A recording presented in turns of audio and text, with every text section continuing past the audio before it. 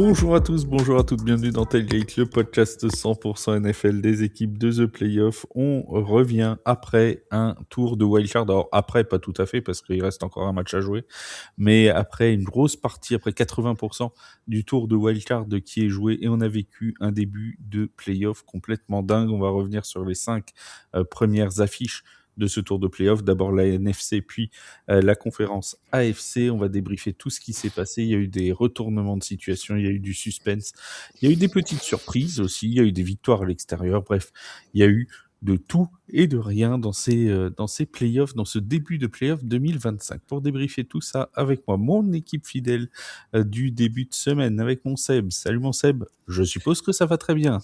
Salut Flav, bonsoir à toutes, bonsoir à tous, bonsoir à tous. Eh ben écoute, ça va très très bien. Je tiens d'ailleurs fièrement à annoncer que je suis le seul participant de ce podcast dont l'équipe a gagné ce week-end, puisque Vince, ses Broncos adoraient sont au repos, et toi Yaya, bon ben, il y a un problème technique de ce côté-là.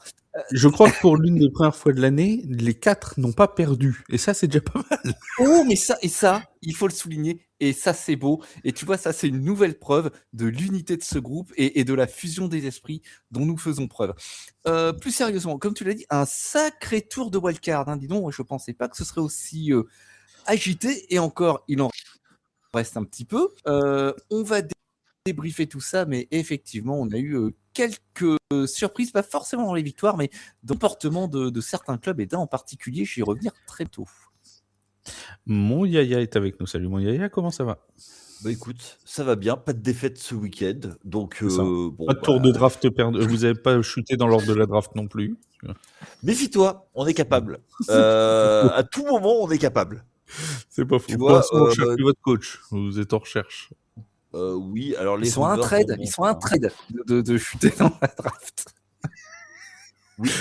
Tout peut se produire très vite. On sait jamais. J'ai envie de te dire, c'est Max Puissant dans les Simpsons. Il y a 3 façons de faire, la bonne façon, la mauvaise façon et celle de Max Puissant. C'est laquelle? C'est quoi Max Puissant? C'est la mauvaise façon, mais en 3 fois plus vite. Donc on est capable. Oui, alors je vous préviens, aujourd'hui, Yaya nous a arrosé alors je précise, de différentes citations et autres. Il y a des fois des incohérences dans le discours de Yaya aujourd'hui, on ne sait pas trop pourquoi. Des espèces de failles temporelles, on n'a pas compris tout ce qu'il nous disait aujourd'hui. On espère que ça va bien se passer pour le podcast, mais on n'en est pas sûr. Oui, mais en tout cas, moi, ça me fait beaucoup rire de vous embêter. Et l'essentiel, c'est que toi, au moins, tu rigoles. Et on sait que tu as des fans parmi nos auditeurs aussi. Oui, je sais. Mais notamment tous ceux qui sont sourds. Et c'est ça qui nous fait plaisir. Oui, d'ailleurs, les sourds t'apprécient beaucoup. Ça, c'est pour les aveugles. Et heureusement, il n'y a pas d'image. Oui, alors, c'est pas beau de commencer par parler des arbitres quand même, tout de suite. Mon Vince est avec nous, il est revenu de Denver. Alors, on va savoir très vite si on nous l'a échangé à la douane ou pas, parce que ça va dépendre s'il sait dire 3 mots. Salut mon Vince, comment ça va? Et salut à tous, salut à toutes, bonjour. Oula, oui, ça bug dès le début. C'est bon, c'est Vince. C'est toujours le même. Ça va très bien, ça va très bien. Écoute, on a passé un super week-end de playoff, effectivement. Je reviens juste sur ta petite phrase d'intro, ta fidèle équipe. Alors, pour Seb et moi, oui, pour Yaya, peut-être un peu moins quand même.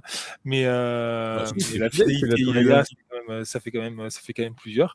Mais sinon, après, oui, plutôt un très très bon tour de playoff.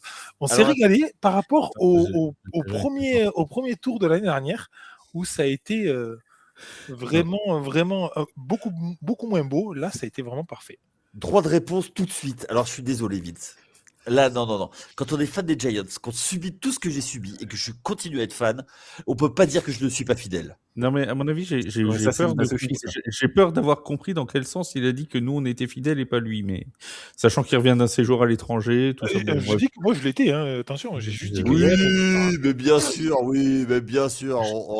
Chacun se fera son idée sur cette phrase. Nous, on n'a rien dit.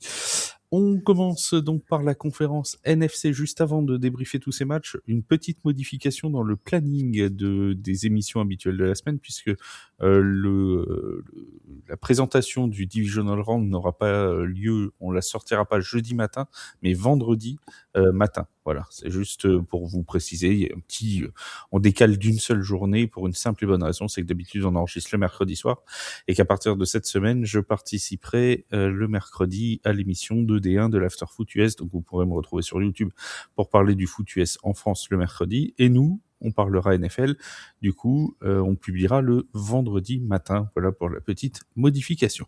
On commence, oui, mon cher Yaya, par la NFC. Ah, c'est pas Avec moi, c'était Vince. Oui, oui. Vince, oui, bon, peu importe. On commence donc par la NFC avec le tout premier match de ces playoffs. Oui. Bon, c'était un match Rams-Panthers où, normalement, c'était sur le papier le match le plus déséquilibré. Oui. Et j'ai envie de dire, mon Yaya, c'était plutôt bien parti pour les Rams. Hein, ça avait très bien commencé. On se disait même, au bout de 5-10 minutes de jeu, que la soirée des Panthers allait être très très longue. Et pourtant, ils ont fait plus que de la résistance. Ben c'est ça, tu as tout à fait résumé. Un peu de suffisance du côté des Rams et surtout avec des Panthers qui sont très accrocheurs, fidèles à leurs 2 dernières saisons. C'est-à-dire que en termes de talent, ils se font peut-être un peu dépasser, mais derrière, ils sont toujours accrochés.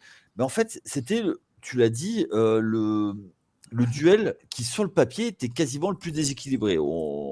De ceux qu'on va parler ce soir, peut-être que ce soir sera peut-être...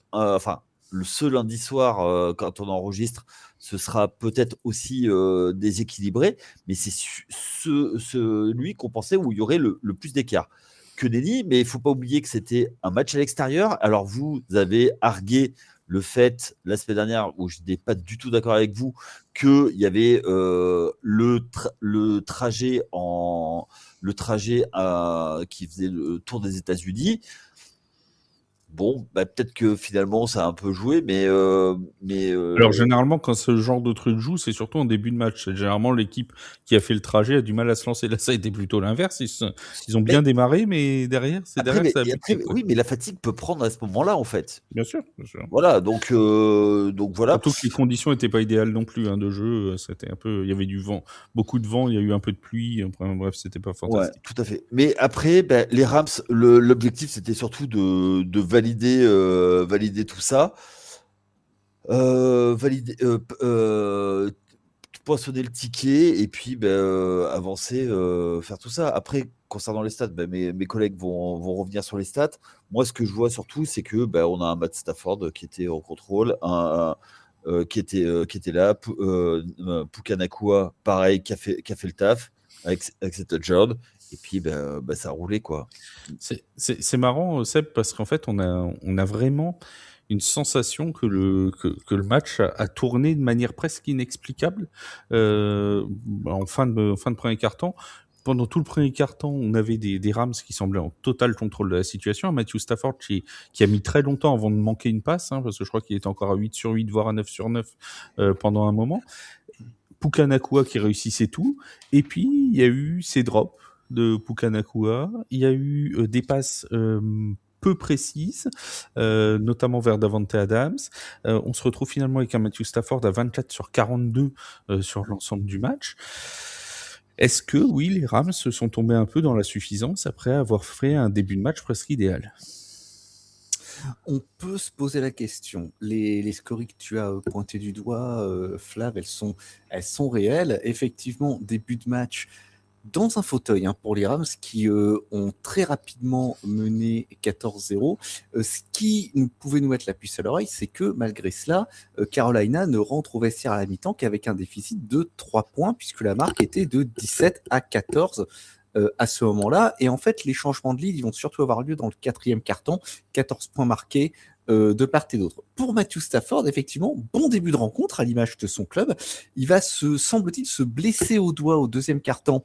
Peut-être que ça peut expliquer certaines des erreurs que tu as pu pointer. Alors, pas les drops de Puka Nacua, bien sûr, mais les passes peu précises, trop longues ou trop courtes en particulier, comme tu l'as dit, vers Davante Adams. Néanmoins, quand il a fallu orchestrer le comeback, Stafford, il a répondu présent. Il a tout de même lancé 2 drives victorieux pour un touchdown, un pour prendre le lead à 8 minutes 47 de la fin, et un pour la gagne à 38 secondes de la fin, où on assiste à une très belle réception du tight end Colby Parkinson qui joue le funambule le long de la ligne de touche. Attention, Les deux- attends Seb, Colby Parkinson, Yaya. Qui n'a pas tremblé. Merci, vas-y mon Seb. Voilà, merci, c'est bon, elle est faite. À pointer du côté des Rams, tout de même. 9 pénalités, plus grand nombre pour eux cette année. Ça aussi, ça explique sans doute certaines des difficultés en début de match. Et puis, ils ont toujours ce problème sur les équipes spéciales. Il faut rappeler que l'entraîneur des Special Teams a été licencié courant décembre. Et là, sur ce match, il y a un punt bloqué au quatrième qui amène les points qui permettent à Carolina. Donc, c'est un petit peu à ce moment-là de la saison de rencontrer ces soucis. Inquiétant au niveau des équipes spéciales et j'aurais envie de dire, mon Vince, inquiétant aussi au niveau de la défense parce que tu prends encore une fois 31 points de la part des Panthers quand tu sais que tu vas être amené dans les prochaines semaines. Alors la prochaine semaine, on va y revenir à jouer les Bears, mais possiblement à jouer des attaques comme San Francisco ou comme Seattle. Bah, ça peut commencer à devenir un petit problème cette défense des Rams. Alors, on le sait, hein, ça a été quand même une saison qui a été très marquée sur l'offense du côté des Rams. Maintenant, la défense a quand même tenu présent la plupart du temps.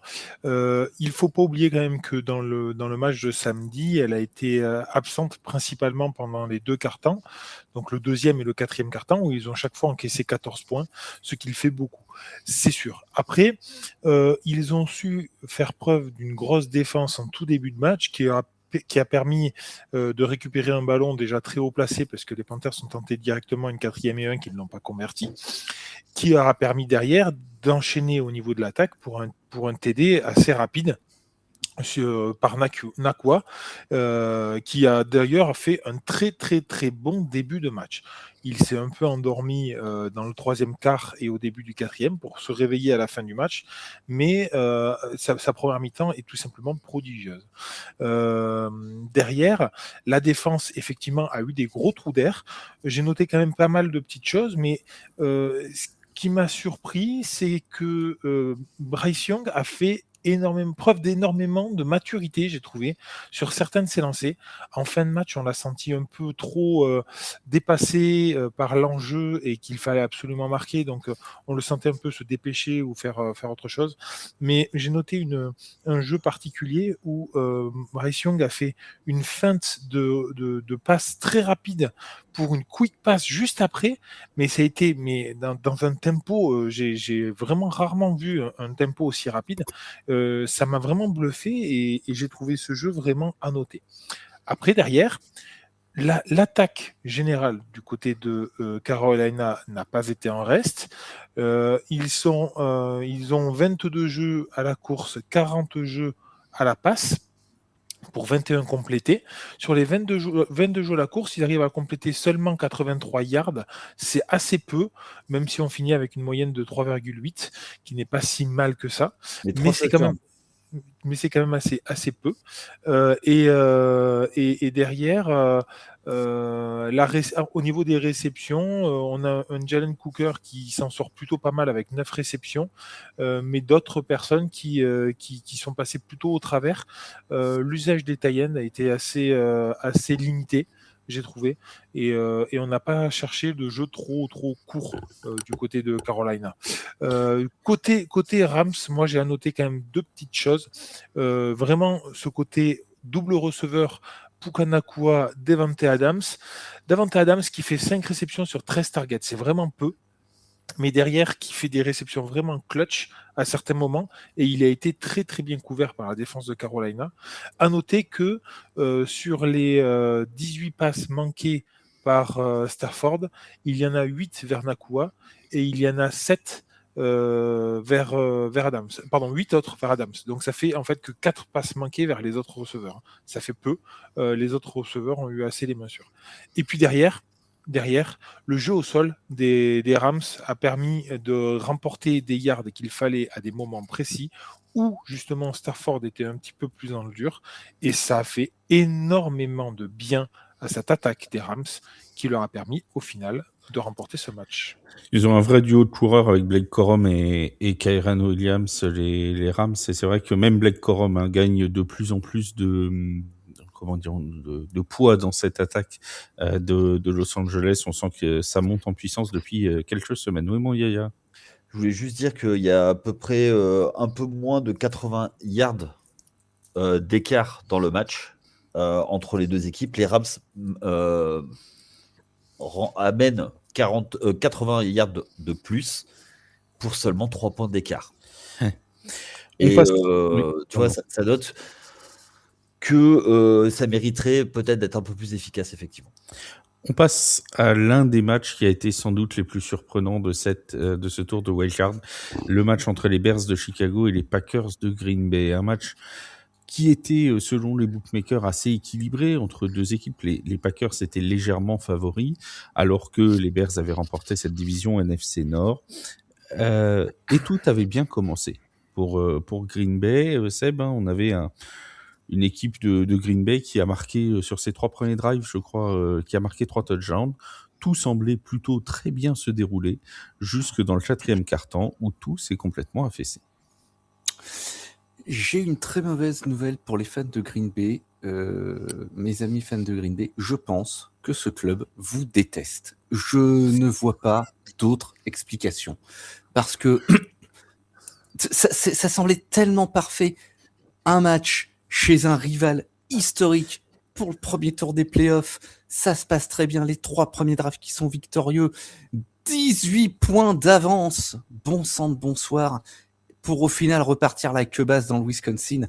Non, il faut détester ses fans pour faire une chose pareille. Au passage, Chicago devient la 4e équipe de l'histoire seulement à remporter un match de playoff en accusant un retard de 15 points ou plus durant le match. Honnêtement, s'inscrire à ce palmarès-là, si c'est pas qu'on déteste ses fans et qu'on le fait exprès, c'est à se poser des questions. Et pour Green Bay, c'est la deuxième grosse avance. Est-ce que ce serait pas la Matt LaFleur touch Alors, on rappelle qu'il était. On va y revenir. Voilà, ouais, voilà. Matt LaFleur, il y a peut-être un cas là. On va peut-être le cueillir. Pour Green Bay, c'est la deuxième fois en 3 semaines qu'il laisse filer une grosse avance et pas dans des enjeux mineurs. Cette fois pour les playoffs et la fois précédente, c'était quand même pour le titre. Il y a plus personne et c'est leur 5e défaite de suite sur cette saison, en comptant bien sûr la saison régulière. Et ce qu'il y a, c'est que c'est quand même compliqué de mettre la défaite sur le dos de Jordan Love parce qu'il rend une fiche qui est plus que correcte. 24 sur 46, 323 yards, 4 touchdowns. C'est un petit peu gâché puisqu'il n'a converti que 4. Pardon, c'est une belle perf qui est gâchée par le résultat final, d'autant qu'il fait pas mal de conversions de 3e round, mais il y a eu des passes droppées, une avant leur dernier drive, 2 durant leur dernier drive, c'est les 3 seules passes. Alors 3 passes, ça fait quand même beaucoup, c'est les 3 seules sur ce match, mais ça arrive à des moments cruciaux. Et pour eux, c'était le plus grand nombre de passes échappées sur la saison. Et puis, il y a aussi autre chose, c'est quand même un jeu de course qui a été un petit peu laissé de côté pour les Packers. Et bilan, ça a laissé du temps à Chicago pour développer son jeu et pour revenir. Ils prennent 3 3 and out sur les 4 premières possessions de la deuxième mi-temps. Et surtout, au 3e quart-temps, ils n'ont la balle que pendant 5 minutes 22. Matt LaFleur, il a préféré appuyer sur la pédale d'accélérateur, mais il s'est pas rendu compte qu'il a fini par noyer le moteur et que ça a fini par caler. Oui. Moi, il y a là-dessus, sur Green Bay, il y a 2 choses. Enfin, il y a une chose surtout que moi, je voudrais mettre en avant, c'est que le kicker, McManus, Oui, McManus. Et bien sûr. un extra point. S'il marque cet extra point, je ne suis pas sûr qu'il y ait le comeback de. Alors, je rappelle juste la situation. Il le manque, donc c'est sur le touchdown qui fait passer les Packers de 21-16 à 27-16. Donc là, ça aurait donné effectivement 12 points d'avance et non pas 11 aux Packers. Ça, c'est la première chose. Et il a loupé également dans le clutch un field goal qui les aurait mis à l'abri d'un retour. Et il Donc, en a manqué un aussi en fin de première période. Donc il Ouais, en tout manque à fait. deux. Il en manque Voilà. Donc en fait, il loupe 2 field goals qui sont pour lui atteignables. Et il y a ça. Et du coup, ça aurait pu tuer les espoirs de Chicago. Et rien n'était. Donc pour moi, si tu veux, j'entends tout ce qui est dit, enfin, dans les insiders. Moi, le match, je suis obligé de. Enfin, pour moi, le kicker est bien responsable quand même. Alors, juste pour Et tu te rends préciser, compte, en pour fait, donner. pardon. Vas-y, mon Seb. Non, vas-y. À la lumière de ça, tu vois, McManus, qui manque ce coup de pied, qui est, tu vois, comme je l'ai dit, les 3 drops qui arrivent dans les 2 derniers drives du match, donc eux aussi cruciaux, tu te dis qu'au moment où il faut être clutch, au moment où il faut assurer, eh bien, personne n'assure en fait. Oui. Alors, excuse-moi, moi, avant de passer à Chicago, tu parlais de la série de défaites. Il n'y a pas une relation de cause à effet avec la blessure de Micah Parsons? Bah, non, mais pas que, ça, parce que c'est évident que c'est un manque. Et depuis qu'il est plus là, Micah Parsons, c'est plus la même équipe de Chicago. On dirait qu'ils ont perdu complètement de Green Bay, pardon. Ils ont complètement perdu le mojo, quoi. ouais, puis là, je suis obligé de corroborer un peu ce que tu dis et d'aller dans ton sens. La blessure a été beaucoup plus meurtrière que ce qu'on pensait. C'était l'âme de cette défense, en fait, qu'ils sont arrivés à faire venir dans ce trade-là. Ils ont réussi à avoir une pression sur le QB. Et puis, d'ailleurs, on l'a bien vu, hein, Caleb Williams était beaucoup plus tranquille pour lancer hier soir.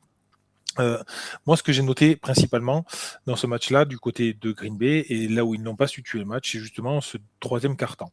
Le troisième quart-temps, entier est quasiment passé, à l'exception du petit field goal de Chicago, est quasiment passé entièrement dans le camp de Chicago. Entièrement. C'est-à-dire qu'il y a une interception, un quatrième et un qui n'est pas converti, quelque chose comme ça. Mais en tout cas, il change tout. Non, c'est un field goal dont le rebond est mauvais et qui revient dans le camp de Chicago. Donc tout se passe dans le camp de Chicago.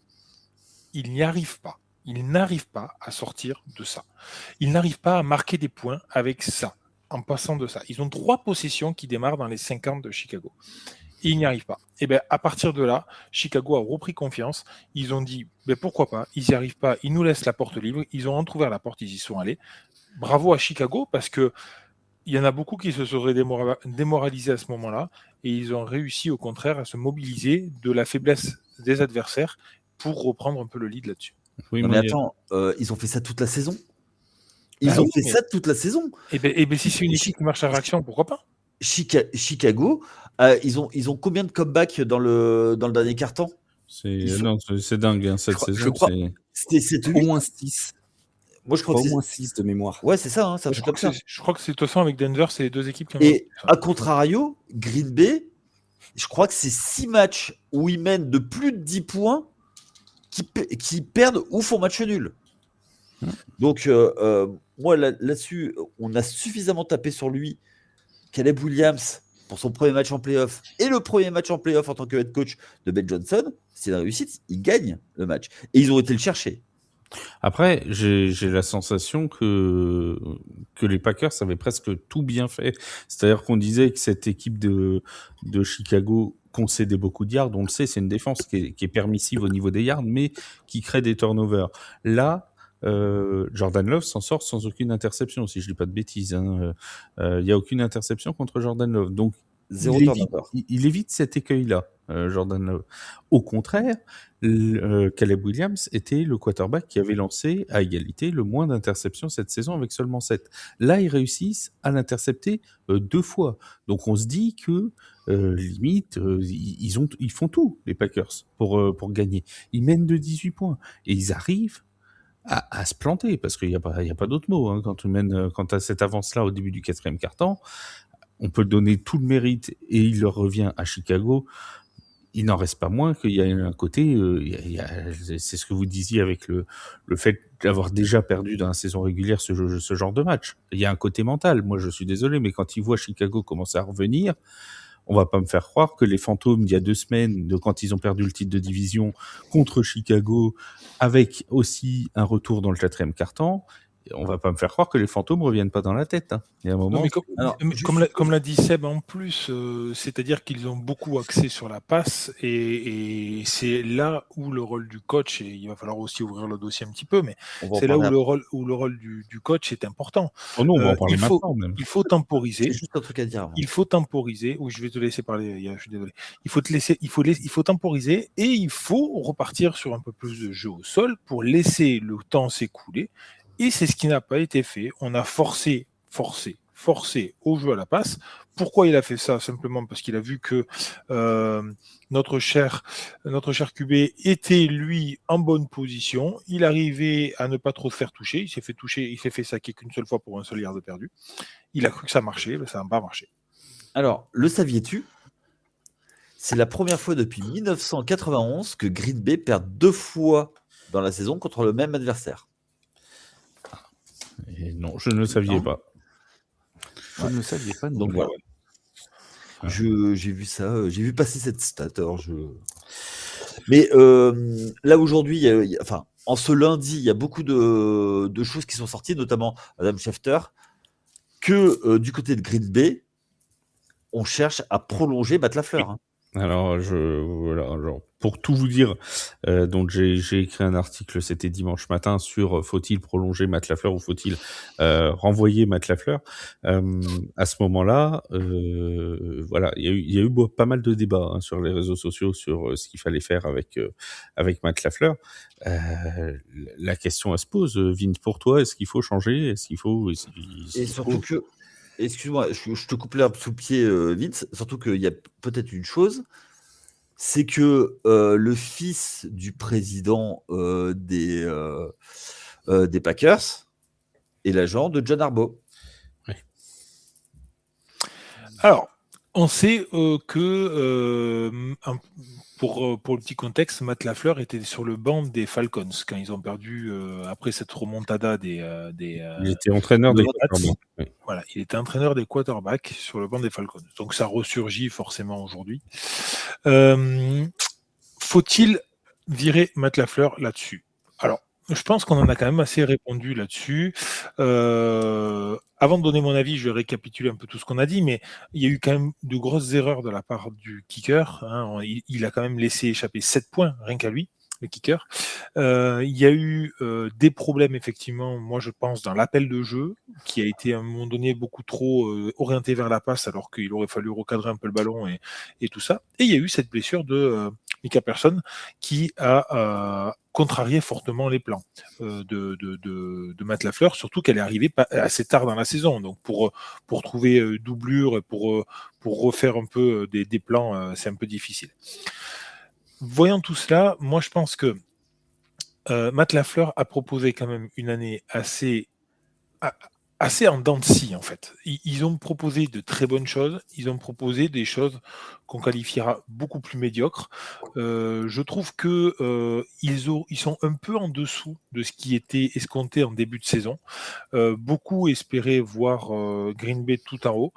Et je pense que ce qui joue beaucoup aussi sur les fans des Packers, mis à part qu'ils aient perdu contre un rival de division après avoir gagné 21-3, après avoir dominé 21-3 dans un match, c'est forcément qu'il y avait la prophétie Jordan Love avec les 27 ans et le QB des Packers à 27 ans. Et ça, je pense qu'il y a beaucoup de fans de Green Bay qui espéraient cette prophétie se réaliser. Pour moi, c'est plus là pour le coup, c'est plus du, tu vois. Je suis d'accord avec toi. Mais en fait, les fans sont furieux après ça aussi. Je pense que les fans sont Matt Lafleur, il va pas jouer sa place juste parce que la prophétie va pas s'être réalisée. C'est sur le ressenti des fans. C'est sur le ressenti des fans. C'est pour ça que moi, je te dis que, de mon point de vue, je pense qu'il faut que Matt Lafleur continue à son poste. Il a encore beaucoup de choses à prouver. Il a prouvé de très bonnes choses. Des choses un peu moins bonnes, d'accord, mais c'est beaucoup de certitudes évaporées par un kicker et une blessure de Micah Parsons aussi. Qu'est-ce qu'il y a, mon Seb? Je te vois t'agiter. Non, non, la prophétie, il faut arrêter 2 secondes là. On n'est pas dans le Seigneur des Anneaux. Je pense que C'est pas moi, hein, mais sur les réseaux sociaux, il y a beaucoup de gens qui sont énervés parce que On c'est l'a pas dit, ça. relayé, on l'a ouais, non, mais relayé. si on commence à écouter les gens sur les réseaux sociaux, mais alors là, cher ami, on s'en sort plus, hein. Non, je pense, Tu sais très bien que je les lis pas, je les lis même pas tes messages sur les réseaux sociaux. j'essaie de lire même pas mes messages, ordure. Plus sérieusement, Fais attention, il y a un pense corbeau que qui vient d'arriver avec un message, Vince, derrière toi. virer Matt Lafleur, ça serait quand même, là, ça serait avoir le bouton sur le siège éjectable, la gâchette facile, hein, vraiment. Il a ramené le club, voilà, le club a été ramené en play-off. OK, on n'est certainement pas à la hauteur de ce qui était attendu puisque, les Packers avaient quand même de bonnes têtes de champions de division. Surtout quand on a vu, le trou d'air, auquel faisaient face les Lions de Détroit. Je comprends tout à fait la déception légitime des fans et même des observateurs de la NFL après tout. Mais effectivement, il y a eu certains soucis. Il y a eu la blessure de personnes. Il y a eu Jordan Love, hein, aussi qui a été absent, quelques matchs. Moi, je pense pas que Matt Lafleur soit seul responsable, de ce qui s'est passé, ce dimanche. Je veux dire, son équipe serait à 3-15. Là, effectivement, il n'y aurait pas de là. Je pense qu'il va falloir prendre le temps de s'asseoir, de regarder objectivement ce qui s'est passé sur la saison avant de prendre une telle décision. Alors, moi, il y a plusieurs choses par rapport à ça. Déjà, premièrement, il reste 1 an de contrat à Matt Lafleur. Là, aujourd'hui, ils ont annoncé qu'ils voulaient rencontrer les représentants de Matt Lafleur pour discuter d'un nouveau contrat, sachant que il y a eu une inflation en termes de salaire des coachs et Matt Lafleur demande une revalorisation. Est-ce qu'ils veulent, ce qui est comme tout employé qui veut une augmentation. Bonne guerre. Voilà. Après, concernant le renvoi possible de Matt Lafleur, moi, il y a une chose sur laquelle il faut quand même qu'on parle, surtout pour nous les auditeurs, c'est que Green Bay est un club à part.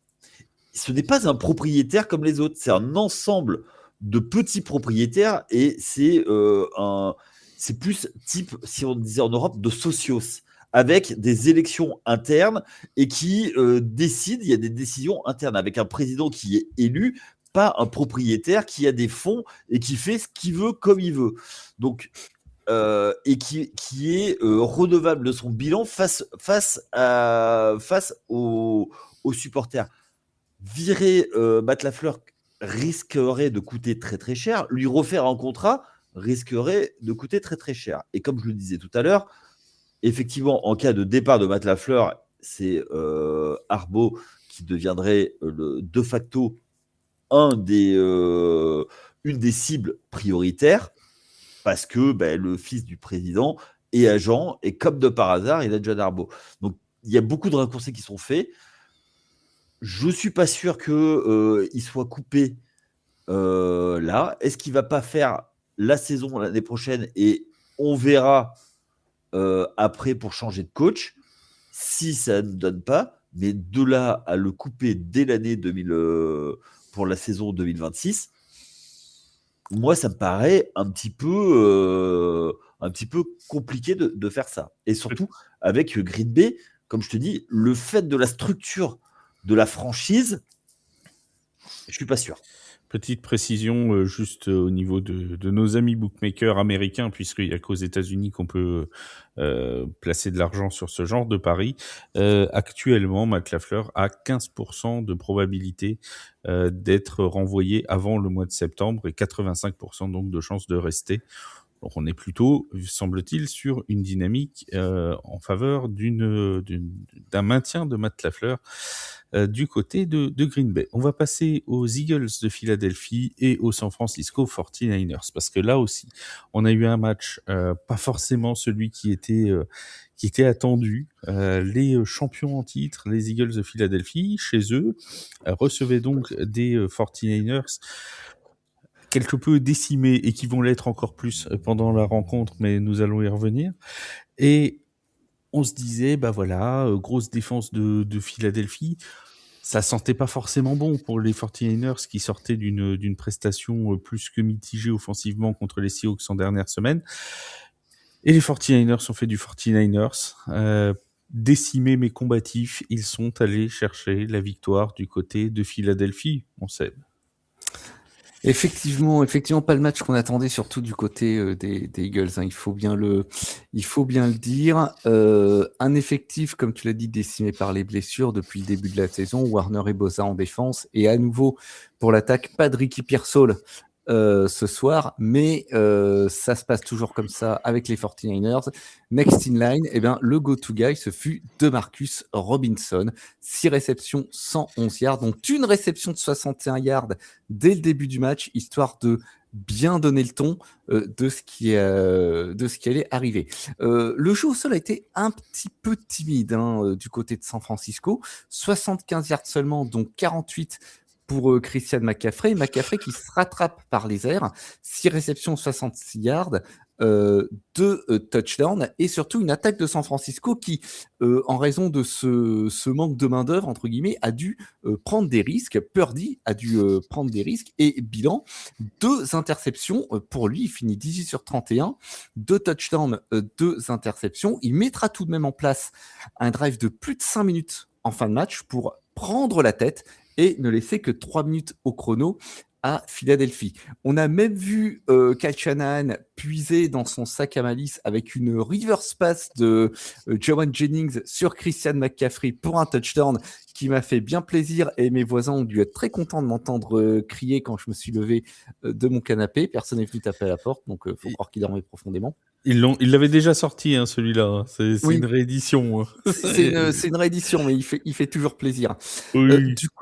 Du côté de la défense, alors cette défense qui est quand même sur le papier suspecte en raison de toutes ses absences, elle va tout de même réussir à empêcher Philadelphie d'entrer dans l'embut pendant toute la deuxième mi-temps, et elle va forcer des stops, et c'est quand même un beau travail de la part de Robert Saleh, avec un effectif qu'on pourra qualifier d'hétéroclite.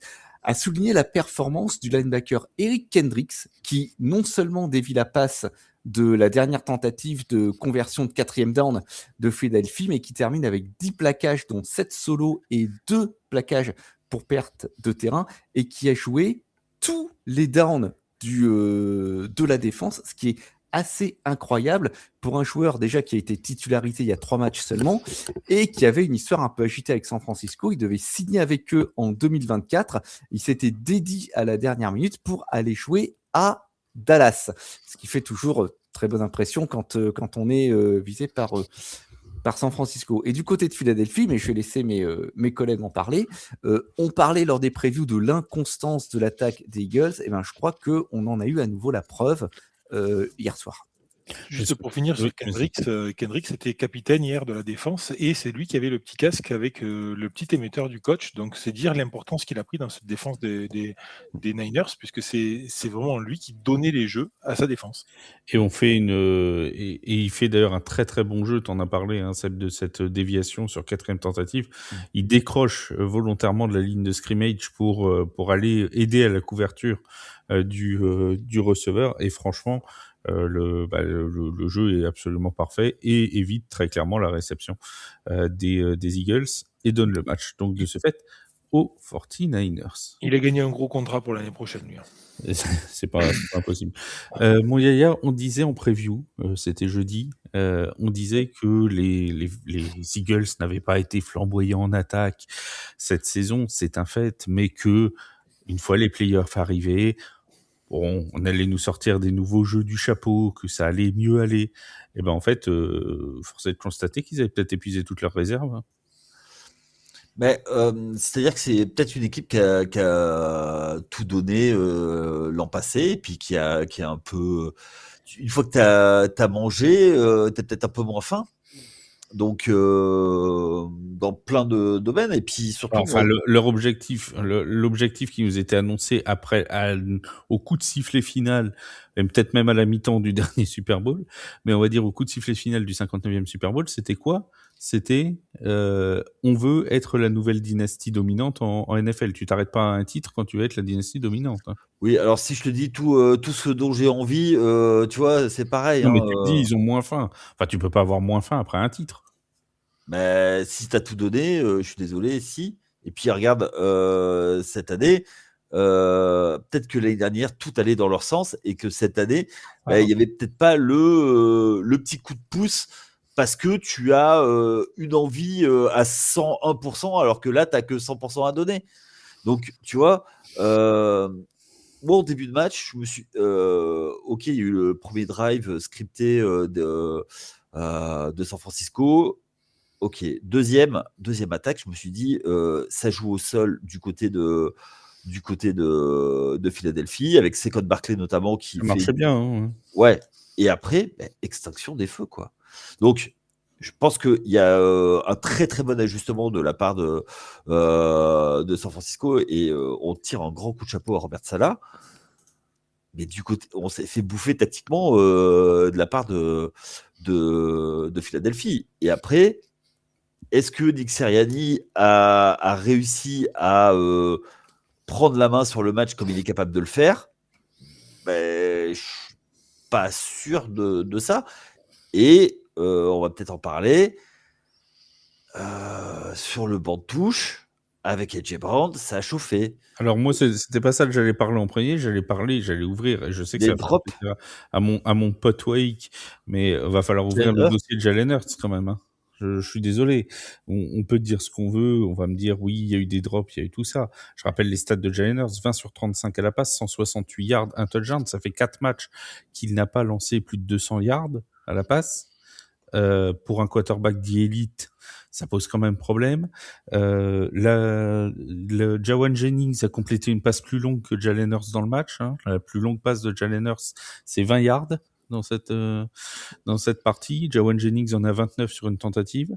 Et je rappelle sa moyenne géniale hein, de yards à la passe, 4,8 yards par passe pour Jalen Hurts. 4,8 par passe.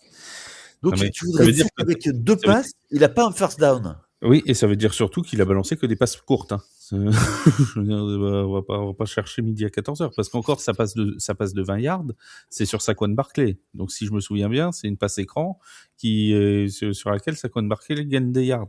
T'as pas une seule passe longue complétée, quasiment. Enfin, moi, je veux bien, hein, mais à un moment, il va quand même falloir. Alors, après, c'est peut-être les appels de jeu de Kevin Patullo, le coordinateur offensif. On peut voir ça. On peut voir les absences sur la ligne parce que Lane Johnson n'était encore pas là. Oui. On peut voir des choses. Il n'y a pas de souci. Mais quand tu vois que le gars qui marque le plus de touchdowns cette année en réception, c'est Dallas Goedert avec maintenant 12 touchdowns parce qu'il en a mis un hier en réception et un à la course, mais en réception à 12 touchdowns, et que A.J. Brown plus Devonta Smith, c'est combien de touchdowns? 11. Moins que Dallas Goedert tout seul.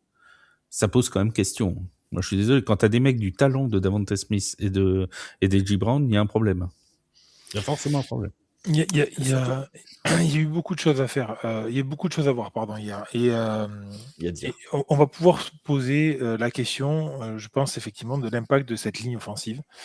Elle est très amoindrie, ça se voit, et moi, j'ai pas vu de confiance de ce quarterback envers sa ligne. Surtout de son côté aveugle, donc le côté gauche. J'ai trouvé que effectivement, on avait l'impression qu'il jouait toujours avec un frein, qu'il avait tout le temps peur, et donc ça ne marchait pas. Mais il n'y a pas que sur ses passes en fait que son jeu a complètement changé. Même sur ses courses, au niveau de ses courses, on savait que c'était un peu un monstre à deux têtes d'avoir la course de Saquon Barkley et de Jalen Hurts. Hier, il ne fait que 5 courses, 14 yards de réception, 2,8 de moyenne. C'est très très peu par rapport à ces dernières années où il avait été très dominant. Est-ce que ça cache quelque chose dans sa capacité physique à les faire encore? Est-ce qu'il est blessé? Est-ce que la ligne simplement ne lui permet pas de le faire? C'est une possibilité. J'arrive pas à le savoir, mais je trouve quand même qu'il y a des comportements et du body language qui est pas hyper beau quand on voit la confiance qu'il peut avoir vis-à-vis de sa ligne. Je vais juste revenir moi sur un tout petit truc avant et parler des Niners une dernière fois, mais je trouve que le plan de jeu des Niners de laisser courir, au début, on a dit oui, ils n'ont pas sorti de nouveaux jeux, les Eagles, mais moi je trouve qu'au contraire, en début de match, ils ont sorti de nouveaux jeux. Mais le problème, c'est que les 49ers ont très bien répondu à ces jeux. Ils ont sorti des jeux extérieurs de course, notamment de Saquon Barkley, et en seconde mi-temps, là où ils n'ont plus pris de touchdown, c'est que justement, ces extérieurs ont été complètement contenus. Et ils ont tout renvoyé vers justement ce fameux Kendricks qui a été vraiment au-dessus de tout et qui a réussi à faire de très bons plaquages. Donc le plan de jeu des Niners en défense a été très bon, et au contraire en attaque, on avait un Jalen Hurts et un Saquon Barkley, un duo qui n'arrivait plus à se trouver et qui n'arrivait plus à trouver des espaces. Saquon Barkley, c'est toujours été un coureur qui aimait bien prendre l'extérieur, Ben plus que l'intérieur. Tout- À part si les tackles et le centre font des grosses brèches, c'est toujours été quelqu'un qui aimait prendre de la vitesse sur les extérieurs, notamment sur le côté droit. De toute façon, on va se le dire clairement, je pense que notre ami Robert Saleh est sans doute dans le top 3 des coordinateurs défensifs, et il est à mon avis pas troisième. Ouais. De la NFL, c'est quelqu'un qui a une formidable capacité d'adaptation aux attaques adverses, et ça, voilà, s'il est encore aujourd'hui redemandé pour des coachs, pour des interviews, pour des entretiens pour devenir coach principal, c'est parce que tout le monde voit son talent défensif. C'est indéniable. Alors après, est-ce qu'il est fait pour être head coach? Ça, ce sera un débat qu'on aura pendant l'intersaison. Alors le problème, c'est que quand il était head coach, il était dans une franchise où il était en train de construire quelque En fait, chose, il ça marchait bien, et on lui mettait. Il m'écoute pas, je viens de dire qu'on aurait ce débat pendant l'intersaison, mais il a envie de l'avoir maintenant. Alors qu'on est à 45 minutes de podcast et qu'il nous reste 2 matchs à faire. Et qu'on a un autre débat sur les Eagles. C'est le débat Nick Sirianni. Parce que lui, par contre, Nick Sirianni, tout à l'heure, je vous disais que Matt Lafleur, avait 15% de chances d'être envoyé sur les bookmakers. Nick Sirianni, il est à 48, lui, % de chance de ne pas voir le mois de septembre. C'est dur de virer un coach qui Voilà. Pour lui, il a que, sur ses 5 années à la tête des Eagles, il a fait 5 fois playoff. Bon. Et Il combien? fait 5 fois playoff. 3 titres de Problème, c'est qu'il- division, Le problème, c'est qu'il un fait Super Bowl. défaite au premier tour, défaite au Super Bowl, défaite au premier tour, victoire au Super Bowl, défaite au premier tour. Ben, la prochaine fois, ils font défaite au Super Bowl. Voilà.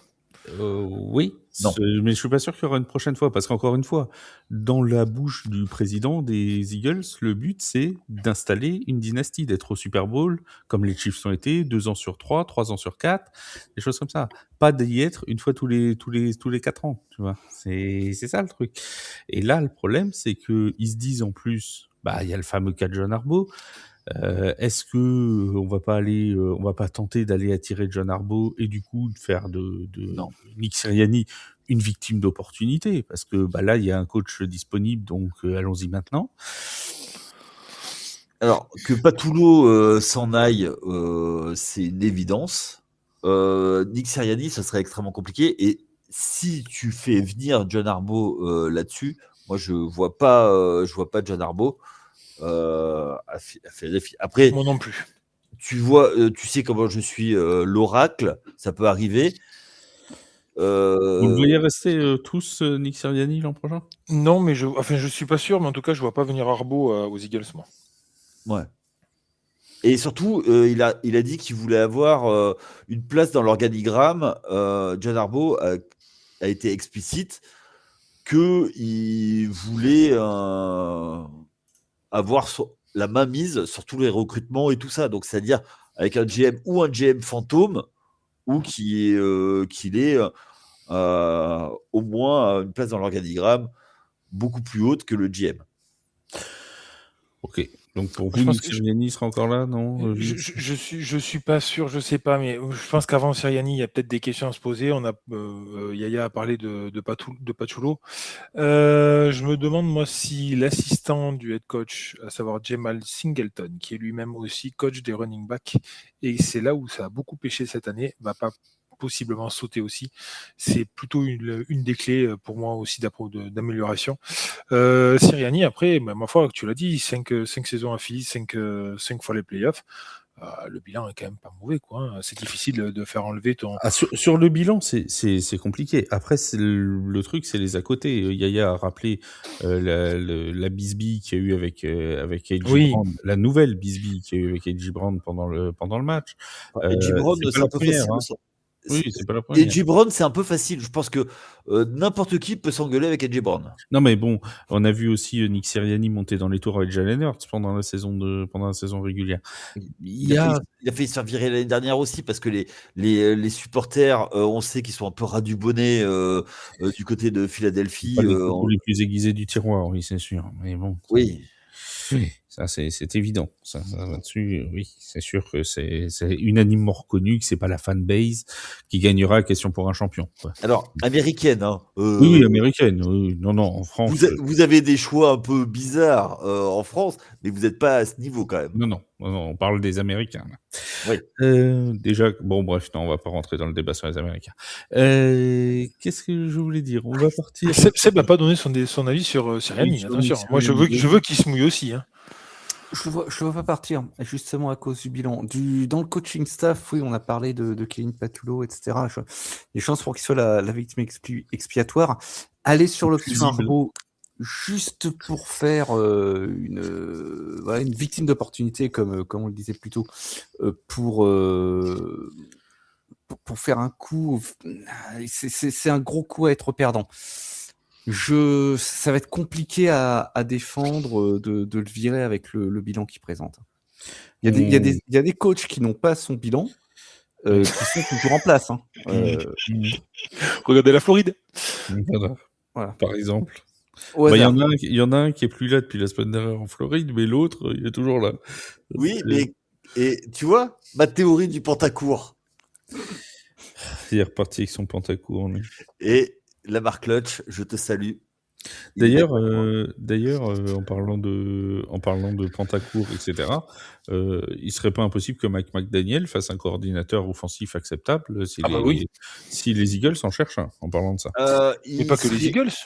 Il serait pressenti pour le head coaching de Cleveland. Cleveland va l'interviewer en tout cas. Oui, mais il sera interviewé pour du head coaching, mais je serais pas surpris de le voir repartir dans un truc de coordinateur offensif non plus. On passe aux Bills de Buffalo qui se déplaçaient du côté de Jacksonville pour le match contre les Jaguars. Un match qu'on annonçait comme un festival offensif. Finalement, il aura mis pas mal de temps à démarrer. Ce match-là, il aura mis presque 3/4 temps à vraiment se lancer complètement. Et finalement, comme ça a été un petit peu le cas dans beaucoup de matchs de ce premier tour de playoffs, on a vu des Bills mener jusque dans les toutes dernières secondes et finalement s'imposer 27-24. Et oui, Buffalo, surtout Josh Allen frappé, Josh Allen malmené, mais Josh Allen victorieux finalement, libéré. Mais passe trop de temps à 10. Je crois qu'il y a de ça. Josh Allen malmené surtout en première mi-temps. Hein. Il s'est fait beaucoup frapper. Il fait 2 détours par la tente bleue dans la première mi-temps et je pense que les fans de Buffalo ont quand même dû serrer les fesses et tout ce qu'ils pouvaient quand c'est arrivé. Et surtout, il a fallu qu'il enfile son costume de super-héros et en particulier pour pallier un jeu au sol défaillant, alors que c'est une des forces des Bills cette saison. 79 yards seulement amassés au sol par Buffalo. Ils ont été menés de 4 points à 4 minutes de la fin, mais à Buffalo, quand on a besoin d'un touchdown, en général, on l'obtient. Et Josh Allen a trouvé Brandon Cooks pour 36 yards et a finalement terminé le boulot sur un touche-push absolument dantesque pour marquer le touchdown de la victoire. Et du côté de la défense, mais en fait, il aura suffi de tenir le coup par la suite, et c'est ce qu'ils ont réussi à faire. Une passe déviée par Tre'Davious White, interceptée par Cole Bishop, et ça clôturait le match. Première victoire en playoff sous l'ère McDermott. Alors, à l'extérieur, pardon. Sous l'ère McDermott, autant pour moi, la langue à fourcher. Donc, on parlait de la perf de Josh Allen, il finit à 28 sur 35, et j'ai perdu le nombre de yards, 273 yards, voilà, un touchdown et il ajoute 11 courses, 36 yards et 2 touchdowns au sol. Et parmi son groupe un peu hétéroclite de receveurs, puisque c'est un des problèmes, disait-on, de l'attaque de Buffalo, c'est qu'il n'y a pas vraiment de receveur 1 qui se détache. Tourné vers Khalil Shakir qui a été sur 12 réceptions pour 82 yards. Du côté de la défense, attention parce que malgré leur dernier stand sur la fin de match, en deuxième mi-temps, ils ont encaissé 17 points alors qu'ils avaient bloqué le compteur à 7 en première, alors que la défense de Buffalo nous a plutôt habitués à l'inverse. On avait dit d'ailleurs, je crois que c'est moi, la semaine dernière, qu'une des clés pour la défense de Buffalo, ce serait de démarrer le match très fort. Là, ça n'a pas été le cas. Pourtant, cette fois, ça ne les a pas handicapés. Alors, attention aux blessures aussi du côté de Buffalo. On parlait de San Francisco tout à l'heure, mais entre Allen qui passe 2 fois sous la tente, Jordan Poyer et Gabe Davis qui sortent en cours de match, l'addition risque d'être un petit peu lourde. Au passage, les Bills sont à 19 victoires et aucune défaite lorsqu'ils mènent à la pause depuis 2024 et je crois que c'est le seul club de la ligue à afficher ce bilan. Tu sais que tu vas leur porter l'œil avec ce genre de Mais stats. tant mieux, mais c'est très bien. Tu sais qu'ils vont mener la semaine prochaine et que Mais c'est très bien. Ça va se finir en autre boudin. Ça va... Qui porte l'œil, c'est parfait. Bon, ça dépend. Il continue comme ça. Mais attends, t'as peur de Buffalo, toi? Je veux que. T'as peur de tout, mais t'as peur de ton ombre ou quoi? Mais voilà, alors, t'as peur de ton ombre. Alors, en fait, il a mangé du hachis de bison il y a une semaine. C'est vrai, c'est vrai. C'est vrai, en plus. J'ai mangé. C'est vrai, tu as raison, j'avais oublié, mais j'ai mangé du oh mince, comment ça s'appelle, du chili de bison à Denver, effectivement. Mais Yaya, j'ai peur encore parce que moi mon équipe elle est encore qualifiée, si tu vois ce que je veux dire. C'est pour ça que j'ai un peu peur. Toi tu t'en fous. Mais voilà. Après, pour revenir sur l'analyse du match, Josh Allen se fait impacter, se fait toucher, va 2 fois dans la tente bleue, mais il se fait rarement toucher derrière sa ligne. Et ça, c'est à noter. C'est-à-dire que, oui, on a eu beaucoup peur pour sa santé, parce qu'effectivement, ces 2 passages sous la tente font peur, mais il ne se fait impacter que 3 fois lorsqu'il est derrière sa ligne. C'est très peu. La ligne a quand même très bien tenu. Derrière, par contre, là où Seb a complètement raison, c'est qu'il est dans l'obligation d'aller chercher lui-même des yards qu'il n'arrive pas à trouver sur certains jeux, notamment sur beaucoup de jeux de course qui se transforment, de passes qui se transforment en jeux de course, parce qu'il n'arrive pas à trouver de receveur. On a parlé de Khalil Shakir tout à l'heure, Seb en a parlé et il a raison, 12 réceptions sur 12 targets, mais ce ne sont que des petites réceptions en soi. C'est très bien, je dis pas l'inverse, il y a une belle réception de 18 yards, mais sinon c'est des plus petites réceptions, puisqu'en moyenne il finit avec 6,8 yards de moyenne. Donc cette équipe de Buffalo a essayé de mettre en place son jeu de course. Les Jaguars ont très bien répondu à ce jeu-là. On l'avait dit. C'est la meilleure défense. Voilà, on l'avait dit. On l'avait dit en préambule aussi jeudi dernier. Les Jaguars étaient la meilleure défense à la course de la ligue et ils ont répondu présent là-dessus. Ils ont été costauds, ils n'ont pas subi les impacts et ça forcément ça marque. Je pense que après, c'est facile de dire ça comme ça, mais le jeu des turnovers a fait que le match a basculé en faveur des Bills. 2 interceptions pour Trevor Lawrence. Alors, la première, elle est vraiment... alors, je ne sais plus s'il y en a une des 2 qui est pour lui. La deuxième est beaucoup plus compliquée, mais il y en a une des 2 qui est vraiment pour lui. Et il y a aussi un turnover, il me semble. Ah non, c'est un turnover du côté de Buffalo qui est recouvert par Jacksonville. Juste une petite chose pour la suite. Moi, j'ai entendu aujourd'hui que visiblement, quand il allait dans la tente bleue, c'est totalement en contact à la main, Josh Allen, et qu'il y aurait une suspicion de fracture sur la main qu'il lance. Il s'est pris un casque à un moment, oui, effectivement, sur un lancer. Suite à un lancer, le doigt tape dans le casque. Et alors, même si c'est pas un doigt qui est important pour la suite, ça risque d'être un peu compliqué quand même. Après, moi, il y a quelque chose que je comprends. J'ai du mal à comprendre, mais vous allez sans doute éclairer ma lanterne, puisque je ne suis qu'un animateur et que vous êtes des spécialistes. Mais c'est pour vous, les gars, c'est pour vous. Pourquoi Je suis un est-ce troublion. que on l'a dit, la défense contre la course des Jaguars est très bonne, très bien. La défense contre la passe de Buffalo, c'est leur force.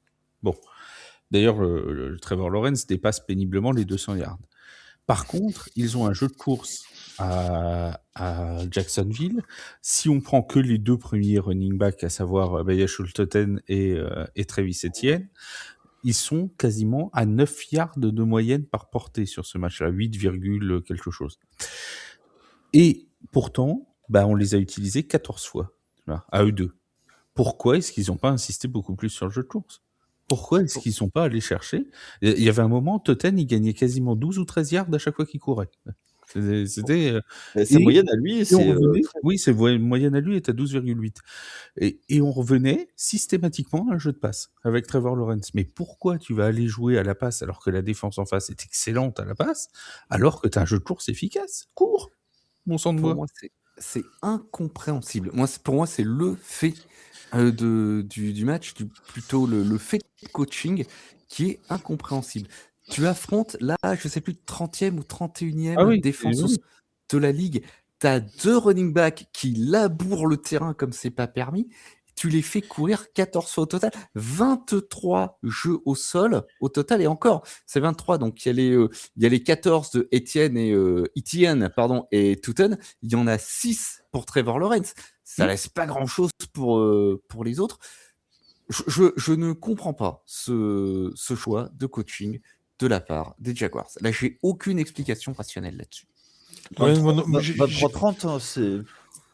Mais j'ai plus de mal aussi quand même à expliquer ça parce que il y a beaucoup de jeux qui ont été essayés, qui ont été tentés. Et tu dis 23-30, 23 donc de course et 30 de lancer, mais en fait, les 6 de Trevor Lawrence, c'est pas des jeux de course au départ. Hein. Alors, il y en a un qui est dessiné visiblement Voilà, c'est pour un lui. qui est pour lui, mais donc il y en a 5 qui sont des jeux de passe à la base, mais qui finissent en course. Donc, Et justement, il fait un jeu de course où il perd, c'était sur la 4e et 2, je crois, hein, où il met le genou par terre, alors que il est vraiment à la limite. Et c'est un moment clé du match parce que derrière, ils drive et ils vont marquer des points.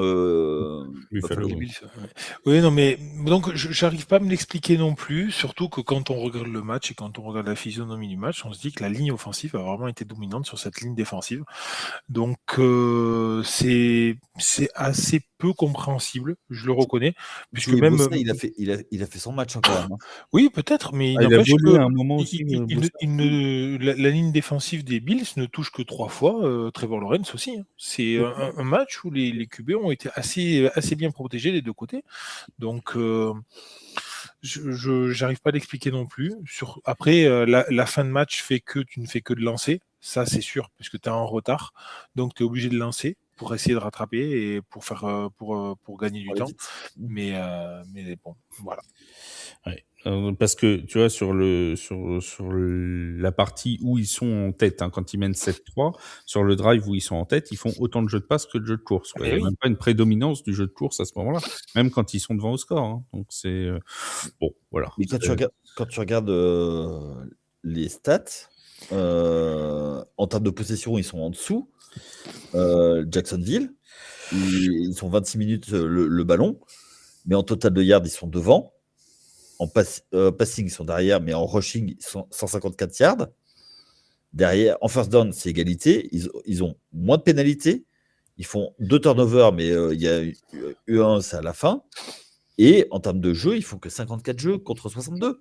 Il y a un problème effectivement de temps de possession.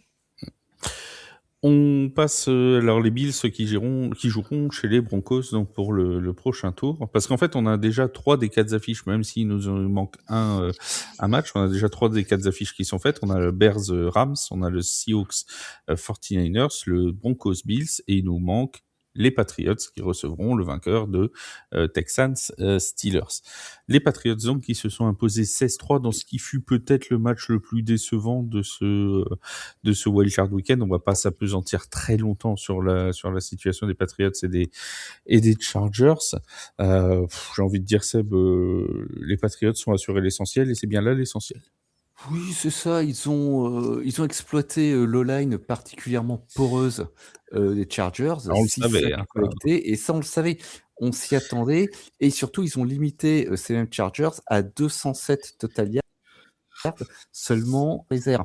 Du côté de New England, justement, le fait d'avoir récupéré Milton Williams en defensive tackle et le linebacker Robert Spillane et l'outside linebacker slash defensive end Harold Landry the third n'a pas été étranger à ce succès. C'était la première fois qu'ils jouent ensemble depuis la week 13.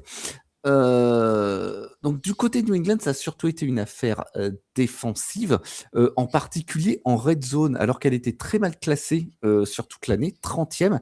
Elle a stoppé LA 4 jeux de suite sur la ligne des 10 yards en première mi-temps, et elle a recommencé plus Après tard une dans le match. interception, lancée par Drake May, effectivement, là, il y avait une vraie opportunité de prendre le score pour Los Angeles. Et ils n'y sont pas parvenus. Et cette défense de New England a recommencé plus tard dans le match en réduisant les Chargers à un field goal alors qu'ils étaient en position de marquer. On parlait de Drake May, une interception certes. Il termine 17 sur 29, 268 yards, un touchdown. Il rajoute 10 courses et 66 yards. Il a été Il y a un fumble efficace. aussi. Et un fumble, en effet. Il y a 2 turnovers pour lui. C'est un petit peu le point noir sur cette rencontre. Il a été efficace au sol. Des difficultés par les airs en première mi-temps, mais il a mené 2 drives en première mi-temps pour des field goals qui sont avérés importants au final sur ce match, tellement le score a été serré. On a bien vu Ramondre Stevenson, 10 courses, 53 yards et 3 réceptions, 75 yards, dont une de 48 yards qui sort New England de sa propre red zone. Et en défense... Même presque de son embut, parce que et même de son embut, oui, quasiment. dans l'embut. Hein. Je crois qu'ils sont vraiment dos à l'embut, hein, si ma mémoire est bonne. Ouais. Donc en défense, on va parler de la bonne performance générale de la défense. Attention aux blessures, là encore. Carlton Davis III, l'un des 2 cornerbacks titulaires, s'est blessé et est revenu en cours de match, mais Christian Gonzalez s'est blessé aussi et n'est pas revenu. Et on sait que cette défense n'est pas la même sans lui. Il est en protocole commotion, Christian Gonzalez, me semble-t-il, pour ce début de semaine. Mon cher Yaya, toi, je sais que tu vas avoir une théorie sur les Chargers. Ah oui, bah... Ça va rien. mais oui, c'est pas moi qui l'ai dit. Mais alors, les gars, retournez à San Diego. Si c'est pour faire ça, retournez à San Diego. Qu'est-ce que vous êtes parti de San Diego, sérieux? Vous avez vendu votre âme pour aller à Los Angeles pour faire ça? Je comprends pas bien la théorie. C'est quoi l'idée là?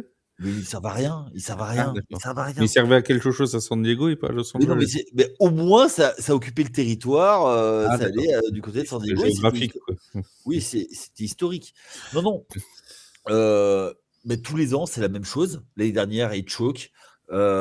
Justin Herbert, après le match, a dit que la défaite était pour lui. Quand on a rapporté ça du côté du coaching des staff, on n'était pas trop d'accord. Bon, on sait déjà que le coordinateur Greg Roman, le coordinateur offensif, il peut appeler les déménageurs bretons, je pense, à moins qu'il soit pris par les Rams, mais il déménage. Sur le match, ça a été catastrophique. Après là, hier, tu peux me contredire hein, sans problème, mais pour moi, c'est pas Justin Herbert, hein, le responsable de la défaite d'hier. Hein.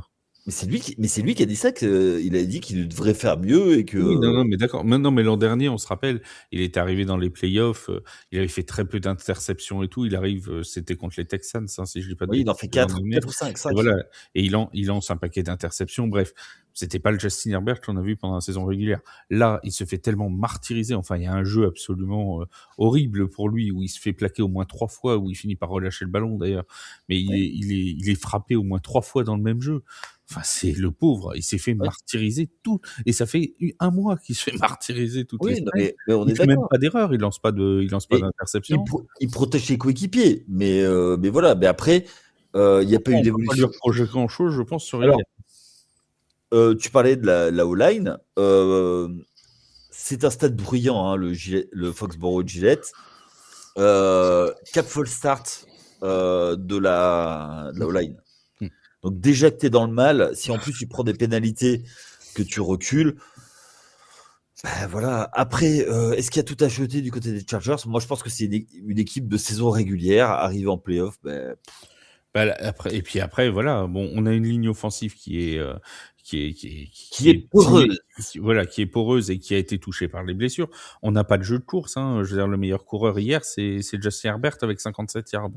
On a Kimani Vidal qui est à 31 et Omarion Hampton qui est à moins 1 yard. Oui, mon Sam. Omarion Hampton, d'ailleurs, ça commence à devenir inquiétant parce que ses problèmes de cheville ont été récurrents. Hier, il était actif, mais effectivement, je crois qu'il participe à 2 snaps et Ouais, moins et yard. On est en train de se demander quel va être son rôle dans cette équipe et quel est son avenir. Hein. Et je veux dire, quand ton receveur numéro 1, allez, peut-être un bis, mais le receveur numéro 1 de cette saison, Quentin Johnson, finit à 20 yards, derrière Kimani Vidal, par exemple, en nombre de yards à la réception. Je parle bien de yards à la réception. Bon, alors la défense de New England, on peut leur donner tout le crédit qu'on veut. Il y a quand même, enfin là, offensivement, il n'y avait rien qui fonctionnait pour les Chargers. Donc de toute façon, ils auraient pu jouer 3 heures, que ça ne changeait rien. Hein. Mais à partir du moment où tu as une ligne qui est poreuse à ce point-là, tu ne peux pas. On le dit depuis le début, en fait. Je pense que on n'a pas besoin d'être coach NFL, on n'a pas besoin d'être spécialiste, on a juste besoin de connaître au minimum le jeu pour savoir qu'à partir du moment où tu as une ligne qui est poreuse comme ça, et pourtant Dieu sait que la ligne défensive des Pats, elle est bonne, il n'y a pas de souci, mais c'est pas la meilleure de la ligue non plus. Je trouve en tout cas. Très bonne défense quand même, c'est une des meilleures défenses. D'accord, ok. Mais pour autant. Elle est dans le top 5 et pas 5e. Juste la ligne défensive, je suis pas convaincu. Mais bon, bref, peu importe. La ligne offensive des Chargers a été ultra perméable. Et avec ce type de ligne, tu ne peux pas mettre en place un jeu de course, donc tu ne peux pas mettre en place un jeu de passe, donc tu ne peux pas revenir à du jeu de course, tu ne peux rien faire. Et Justin Herbert, il a eu peur toute la soirée. Il a lancé avec la peur de se faire saquer toute la soirée. Et il se fait saquer 6 fois pour 39 yards, ce qui est énorme. Ça veut dire qu'il a essayé de bouger, ça veut dire qu'il a essayé de sortir de sa poche pour essayer de gagner encore du temps et tout. Il n'y est pas arrivé. Ça allait trop vite et c'est pas possible. Après, j'ai une bonne nouvelle pour les Chargers. Ils sont en vacances ? Alors oui, déjà. Et s'ils avaient gagné, ils seraient allés jouer à Denver. Et quand tu connais le pass rush de Denver, on vaut peut-être mieux pas, vu la O-line, qu'ils y soient allés. Tu vois, c'est peut-être une bonne chose pour Justin Herbert. Ouais, mais justement, en parlant de Denver, il va falloir aussi se reposer des questions. Mais le match dernier contre Denver, alors oui, ils ont voulu préserver Herbert et beaucoup de monde. Ils ont mis l'équipe bis pour en se disant que ça serait plus simple d'aller taper les Patriots que les Broncos. Moi je dis que tant mieux, à la limite qu'ils aient perdu, c'est bien comme ça parce que je préfère voir ça. Moi. Je préfère voir. T'es sûr qu'ils ont reposé en se disant on préfère jouer les Patriots que les Broncos ? Ah, je pense, oui. Sinon ils auraient tout fait pour essayer de les gagner quand même. Bah non, Bah non, parce que t'as plus rien à jouer, toi. Oui, mais s'ils gagnaient contre les Broncos, ils allaient jouer contre les Broncos, ils n'allaient pas jouer chez les Pats. Oui, non, mais on est bien d'accord. Mais le fait est que même avec l'équipe type, ils peuvent se dire, bon, de toute façon, les chances qu'on gagne contre les Broncos sont forcément élevées. Donc, du coup, comme on n'aura pas de semaine de repos parce qu'on peut plus la jouer, on repose les titulaires. Tu vois. Oui. C'est comme ça que ça s'est passé, oui. Je suis d'accord avec toi. Oui, sans choisir son adversaire, forcément. Tu vois. Oui, c'est comme ça que ça s'est passé, forcément. C'est pas, voilà. Après, je suis pas sûr qu'ils étaient ravis d'aller jusqu'à Foxborough, dans le froid de Boston. Alors je pense que c'est le déplacement le plus loin pour eux. Ouais, voilà. Tu dois traverser le pays et aller jouer dans le froid alors que tu es habitué à jouer en Californie. Je suis pas sûr que ça leur convient très bien. Mais bon, on verra. De toute façon, ils sont éliminés. Le problème est réglé. On vous parlera un petit peu de Houston-Pittsburgh dans le prochain podcast. Et puis, on reviendra bien évidemment en fin de semaine sur tous les matchs du Divisional Round. Je rappelle le programme pour la NFC. Ce sera Steelers, 49ers et Bears, Rams. Pour l'AFC, pour l'instant, on ne sait que Broncos, Bills. On ne sait pas encore qui sera l'adversaire des Patriots. Merci. On sait en plus que Broncos Bills et Seahawks Niners, c'est les 2 matchs du samedi. Voilà, mais on ne sait pas qui se jouera à 22h30 et qui se jouera à 2h du matin encore. Normalement, ce sera les Broncos en premier. Quand on regarde l'ordre dans le pays, ça serait plus logique. Oui, mais en même temps, tu te dis que c'est plus logique de faire jouer l'Est à 22h30 que l'Ouest, tu vois. Au niveau de décalage horaire et tout ça. Bah, Bref. justement, Broncos sont plus à l'est que les Seahawks. Ah oui, effectivement, oui. Bah oui, je sais pas pourquoi j'étais parti sur les Eagles. Oui, Ah, effectivement. Oui, prof d'histoire géo. Oui, non, mais je n'étais pas parti sur les Seahawks, c'est tout. Et pour rappel, Comment désinformer la pour jeunesse. pour Voilà, rappel- on se demande pourquoi ils font des fautes à chaque phrase, même quand ils parlent.